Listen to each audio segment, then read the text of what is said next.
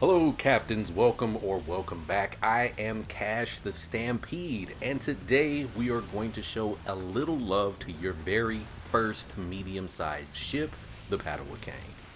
But first, I want to give a big hello to all of the new followers of the channel. We have hit over 100 subscribers during this holiday season, and while that may not be a lot to some, it is way more than I ever thought that we could get, especially with the viewership you guys have been providing on the channel.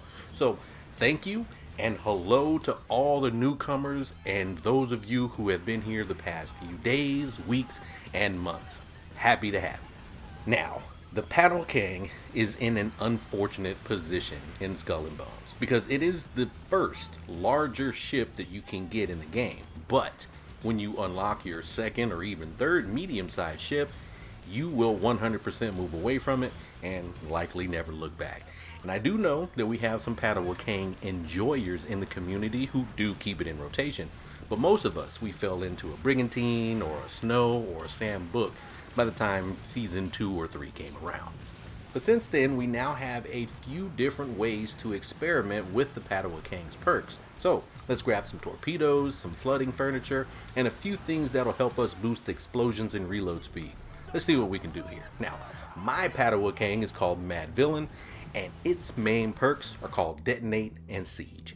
Detonate gives us a chance to trigger a random explosion of 1,000 damage 125 meters around the ship, and the chance is boosted to 100% if the ship is already on fire when we do this. We also get an increase to structure damage and a very nice increase to our weapon damage radius of 12% that will get some nice usage in this build. Now, Siege will give us 20% more weapon damage and 15% faster reload time for explosive weapons when you are anchored or moving at half sails. Half sails, by the way, is when you have one sail up, one sail down. Now, if we take a quick sidestep to our furniture, our major furniture of the day is going to be the megaphone, which will increase that reload speed even more as long as we are landing consecutive hits on a target. That gives us another 15% boost, leaving us with 30% faster reloads with very few hoops to jump through. As I mentioned earlier, our weapon of choice today will be torpedoes, which are weapons with some of the fastest reload times in the game of 4.5 seconds. So now if both of our reload perks are active, we are looking at a reload time of 3.15 seconds for our broadside torpedoes and 3.82 seconds for our bow and stern torpedoes. Now, why do our broadsides get the extra reload time? Well, because our broadside torpedoes are the Shalai 3, which both have Flooding 2 and Explosive 2 as its perks. Now, these are some blue tier weapons that I have never used until now, but man, they are pretty damn solid, especially when added onto the Padewakang and its boost to explosive damage and random explosions. And since we're firing these things off every 3 seconds, yeah, we're going to be getting that random explosion quite a bit. Plus, we have that additional 12% damage radius that makes our torpedoes a bit more effective. For our auxiliary weapon, we are using the Warhammer because, of course, we are, but because these rockets can take advantage of the reload cooldown, the explosive damage bonus we're getting, and the damage radius bonus that we're getting. So, pretty good selection if you ask me. Plus, we're getting the reload time of around 20 seconds before our perks are active, but after they're active, we're looking at around a 14-second reload time. That is not too bad for the Warhammer.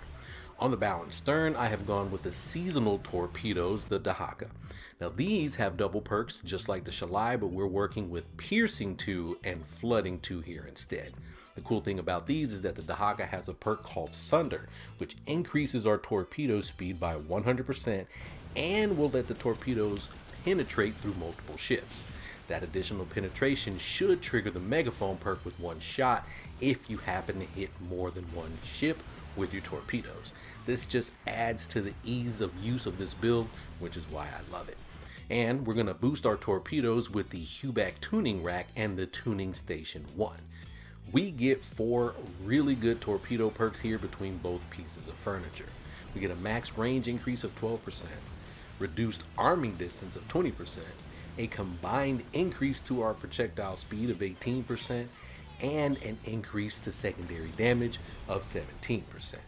And since torpedoes are already really good at flooding ships, I thought a good addition to this furniture would be some additional flooding buffs to make it even better. Rifle barrel workshop, expanding corkscrew station, and the density furnace have all been installed to help with these flooding effects. The density furnace helps to increase the charge rate of the flooded status and increases the duration of the flooded status by 8% for both. The expanding corkscrew station will help to boost the secondary damage of both sets of torpedoes by 15% and increases their range another 8%.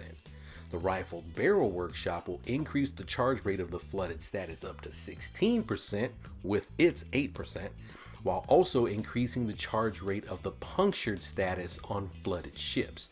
Remember that piercing 2 perk that comes on the Dahaka? Yeah, your bow and stern weapons will take full advantage of this, allowing you to puncture ships and do more damage. Alright, now to wrap things up, and I mean that literally since we're about to talk about the armor that goes around your ship, we have 2 really good options. I'm using the Crimson Lotus in the video because it increases our broadside weapon damage even more after a crew attack by 33%. Now, I noticed the Padewakang can be a little draining on the crew at times, so this boost to stamina recovery after a crew attack with this one is pretty clutch. But you also have the Buccaneer's Oath, which will also give you a weapon damage boost of 25% and an armor boost of 25% as well for 30 seconds after you destroy an enemy ship. It's honestly dealer's choice with this one, but these are some 2 solid recommendations if you didn't have any for yourself. And that is it. Honestly, I couldn't find a unique enough build that I liked for the Padewakang at first until I tried this arrangement.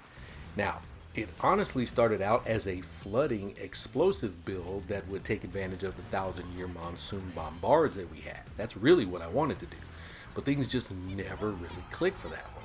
It wasn't until I leaned more into just a torpedo only build that I found a really good lane to explore, and I'm glad that I found it, because I wanted my Maad villain to have like a nice fun identity that was separate from my other ships in my fleet, and yeah, I believe I nailed it with this one. But what do you think, Captain?